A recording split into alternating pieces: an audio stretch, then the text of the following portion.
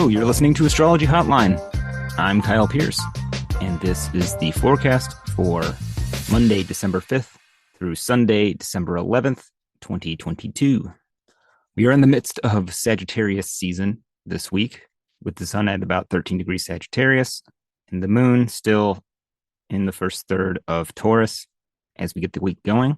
While the moon in Taurus is usually a pleasant time of the month and typically a fruitful way to start the week off, Taurus has not been quite as flush with abundance as it is usually.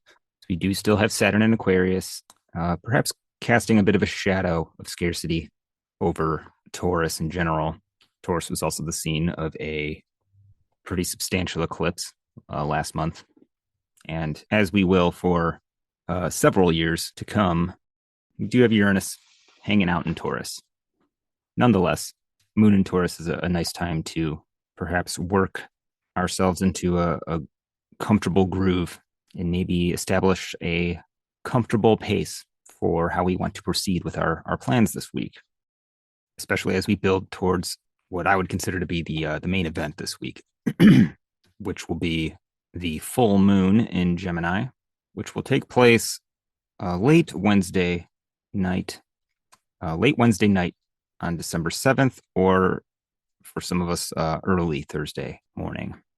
This full moon will occur with the moon almost exactly conjunct Mars and thus opposing the sun, which in terms of the cycle of Mars is rather akin to a full moon for Mars as well. Mars, as you may know if you've been following the astrology over the past couple months, is retrograde in Gemini and will continue to be so well into next year. So hopefully you've already baby-proofed the Gemini area of your life to the degree that that's possible. But to perhaps get a sense of the particular flavor of this full moon, we would want to look at Mercury, which will rule the lunar, and in this case, martial part of the full moon, as well as Jupiter, ruling the solar portion.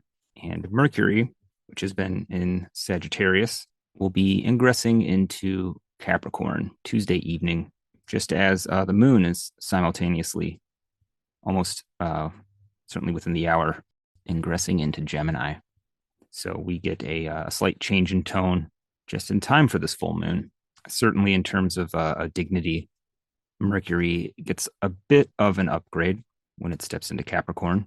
While not formally dignified in Capricorn by any of the major dignity systems, Mercury tends to do pretty well in Earth, say overall, certainly in Capricorn. It's not entirely uncomfortable. And we certainly get a more grounded, focused, and we'll say concrete version of Mercury when we get into Capricorn. And while it may not be as colorful as it tends to be in Sagittarius, it certainly gets more practical and realistic, lends to a firmer, more pragmatic thought process. Mercury in Capricorn often lends a methodical mind, as well as an ability to exercise restraint. Certainly a welcome remedy for those of us who may have recently struggled with some bouts with verbal diarrhea. This will sort of dry things up a little bit. I would say that this is an especially welcome change given the ongoing Mars and Gemini, which can get a little chaotic, certainly impulsive, and not very concentrated. You have planets in Gemini, you may be experiencing a tendency for the attention to be pulled in multiple directions, or even maybe vacillating between sort of a frenzied activity followed by burnout or general malaise. Certainly the effect of Mars and Gemini on an individual chart is going to, vary quite a bit, but we can say with certainty that what it's delivering is not consistent by any stretch. And Mercury getting into Capricorn, at least gives us maybe a bit of an opportunity to plan around that, gives a bit more of a cool, objective head, which, it may not be in an ideal position to make its arguments for more coherent, methodical action to Mars, given that it's not in a classical Ptolemaic aspect with Mars, is technically in aversion. There is some connection with Capricorn and Gemini by means of contra antitia, which tends to be more effectacious when the antitial points are very close by degree, which in this case they are not. But we might be able to say that Mercury at least maybe has Mars's email address and can shoot some messages over to Mars. May or may not listen, but there is also to help strengthen the relationship. There is a mutual, mixed mutual reception because Mars is in Mercury's sign of rulership, and Mercury is in the sign of Mars's exaltation. There is an increase in affinity. It's called, I believe in medieval astrology, a generosity between Mercury and Mars. Suffice it to say that it may be a little easier for us as individuals to exercise a little bit of self-restraint if we're finding ourselves particularly affected by Mars in Gemini and its inflammatory effects.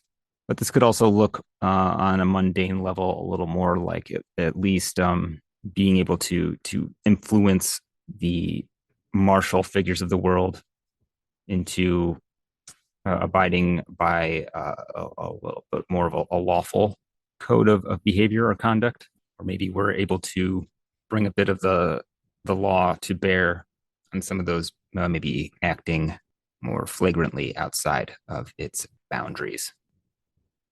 Or, it could look a little like simply like adjusting activities that may or may not be nefarious in some way around the law to sort of use technicality to get around the law. Lots of different ways that could show up. But meanwhile, we do also get Jupiter in charge of the sun, as well as Venus right now. Venus is on her way to a square with Jupiter. Go exact Friday evening, which might feel welcome after this full moon. So maybe we'll talk about it then. We do get Jupiter at the very last degree of Pisces, starting to build up some speed as it prepares to move into Aries. And while we often get themes around planets at the very end of signs being a little bit tired, sometimes a little spent energetically, at least maybe a little more so than it would be. It is Jupiter in Pisces, which is one of its domiciles, and it's generally going to be a helpful planet. We'll certainly still be attempting to add stability and perhaps like meaningful guidance to our endeavors. And I believe that Jupiter's guidance will be welcome as we encounter the full moon late Wednesday night, early Thursday morning. So with the sun in Sagittarius, the emphasis is on the gathering together of disparate elements into a single cohesive vessel or vehicle or body or ideal, much the way that a centaur is a union between man and horse. In Sagittarius, we're trying to bring things together under a single umbrella to create something that is essentially greater than the sum of its parts, to establish something that is better, faster, stronger, or otherwise is intended to achieve some kind of desired outcome. In Sagittarius, we're unifying the spirit, shaping it and molding it into an ideal form that is sort of optimized to achieve the goal, much as an arrow is designed to be launched specifically from a bow to achieve maximum distance and speed and penetrating power. We're essentially gearing our intentions, our resources to be sort of streamlined and directed in a kind of single direction. Sagittarius, being a fire sign, has that quality of rarefying or purifying, sort of eliminating impurities and sort of elevating the substance of things towards the greater good. And while Sagittarius, being Jupiter ruled, has a level of inclusion, it wants to bring as much under the umbrella as possible. However, because of that kind of fiery, puritanical quality. Um, there can be a bit of a black and white layer to the thinking. If it doesn't fit into the ideal, then it is potentially a threat or something that needs to be eliminated, done away with, or railed against in some way. And by the time we get to the second decan of Sagittarius, which is where the sun is right now, you generally have a thing established. The sort of scope and premise of what we're trying to achieve is more or less fully formed. The arrow has been launched. The maybe belief system that we want to perpetuate, or the company that we've founded, is formed, and it exists, and now must be preserved or protected. Is what represents what it means to be inside or under the umbrella is defined or established. So is what it means to be outside. In essence, we have an enemy, a nemesis. And the interesting thing about threats coming from the outside is that they have a way of galvanizing the spirit, in a sense, or forcing a sort of unity to become either more fully solidified or to fracture and shatter. It makes me think of the Crusades, which was the product of, well, a lot of things, but essentially you had a Europe that was, at least in theory, unified under the Catholic Church. While there were certainly pockets of heretical beliefs still, the idea of Christian Europe was pretty firmly established. Most of the internal conflict was really between Catholic monarchs over more secular issues such as, land, succession, political issues. But it was something of a problem having a country full of knights and essentially warlords that didn't necessarily have anybody to fight anymore, except for their fellow Catholics. So essentially, to kind of alleviate that internal pressure, the focus was turned outward towards the Islamic world. So you were essentially able to gather up all the troublemakers in Christian Europe, put them into an army, and repurpose them towards reconquering the Holy Land, which resulted in, several hundred years of war and a lot of death and violence for sure. But likewise, within the Muslim world, the threat presented by non-believing invaders essentially forced Muslim caliphs who would otherwise be rivals to band together and protect the greater sense of what was thought to be the Muslim world or domain. In fact, during this period, almost a better example might be the Spanish Reconquista.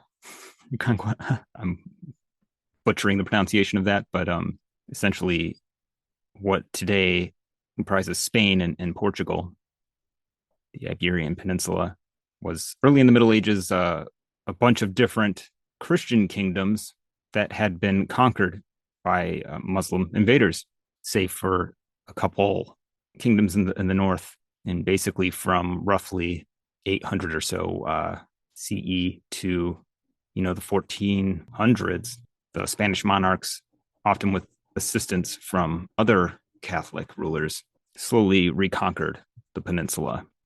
And the Reconquista ended up being really essential to the idea of Spanish identity, Spanish nationality.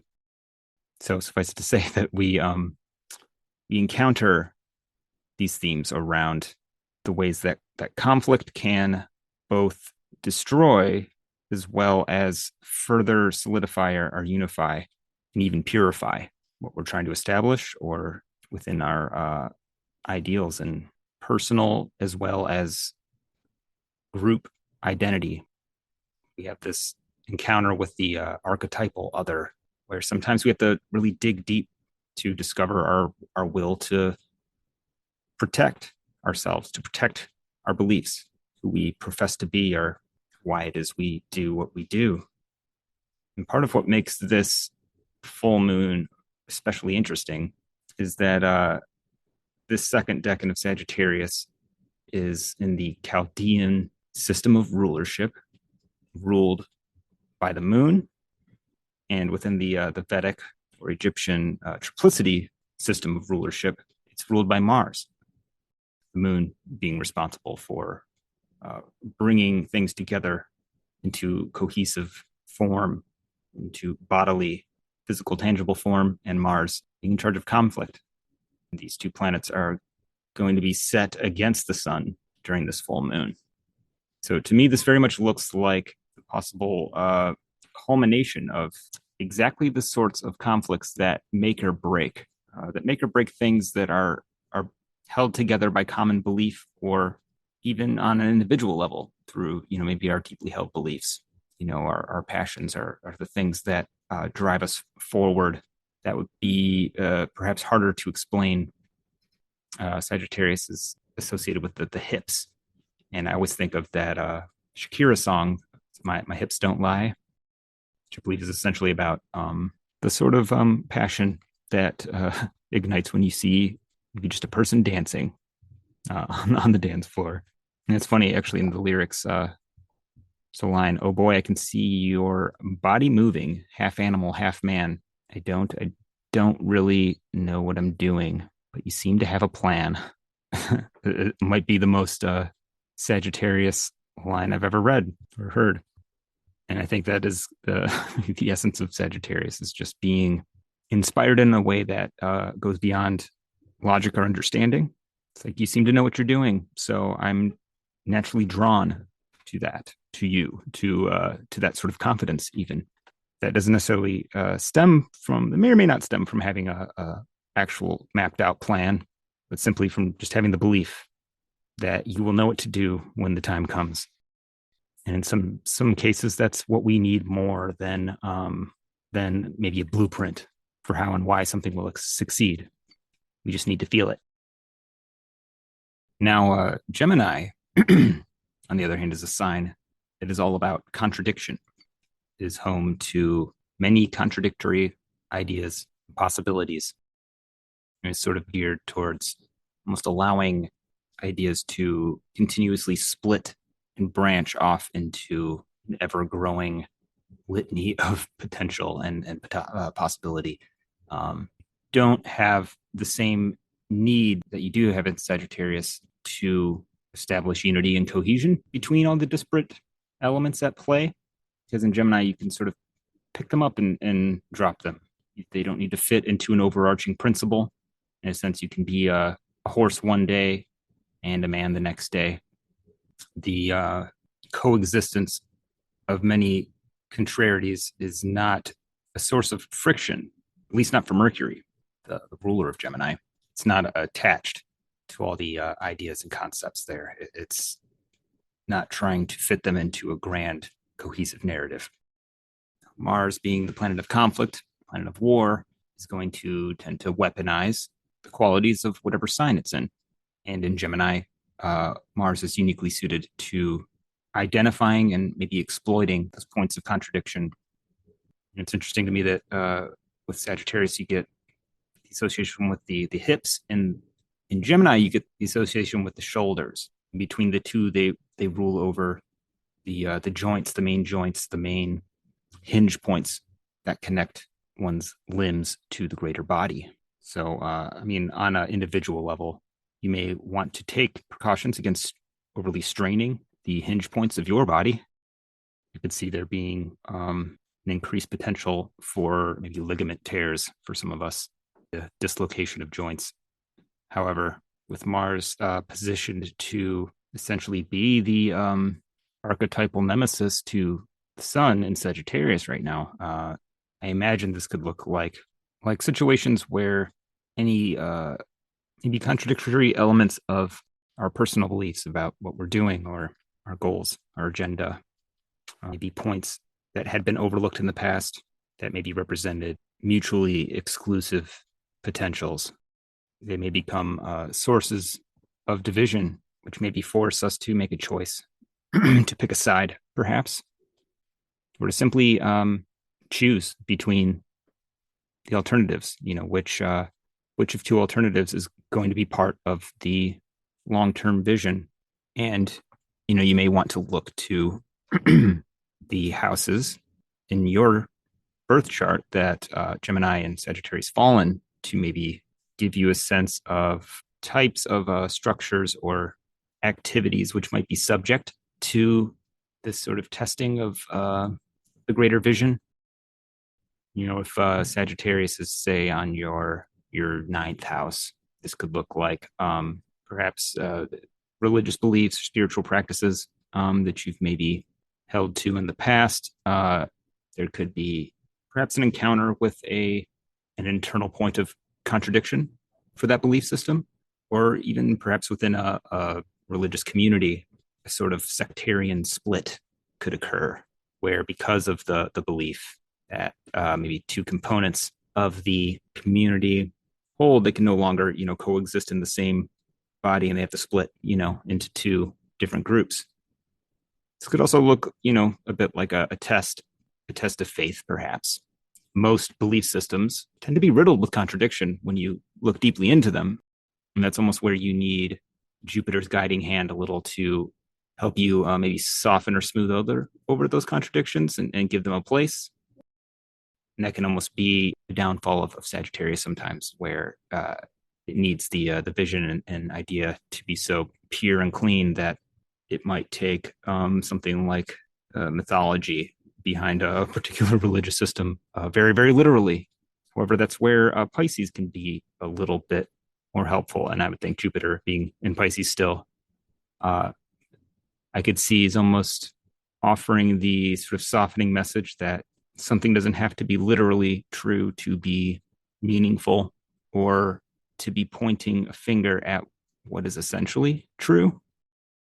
Mythology is probably a great example in general, like Greek mythology.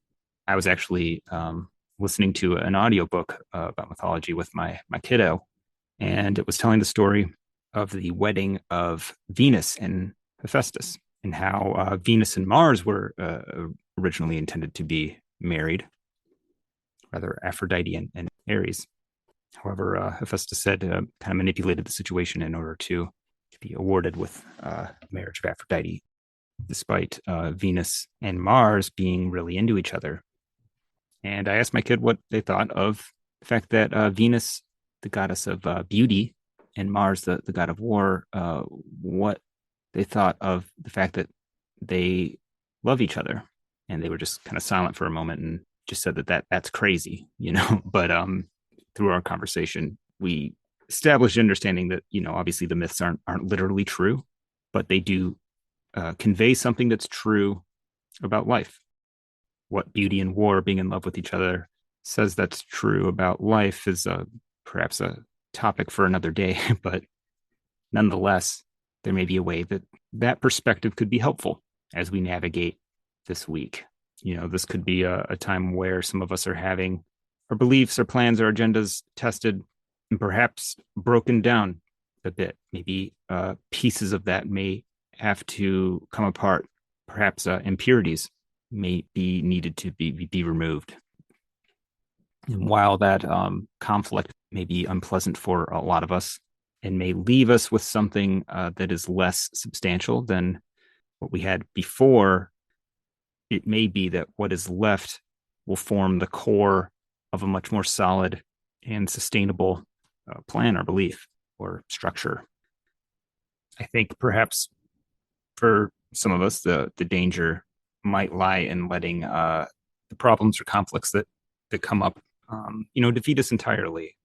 Like I could see how this for some people might be perhaps getting so overwhelmed or swamped with smaller, more mundane or seemingly frivolous problems, distractions, to the point where we maybe want to give up on the dream or on the ideal.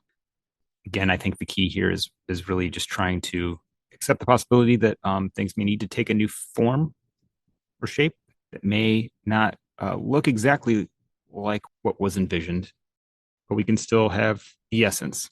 If my plans seem to fall apart, we can go back and assess and pick through the bits that worked, the bits that didn't work, and maybe glue together a new plan or agenda that still has, maybe those key ingredients.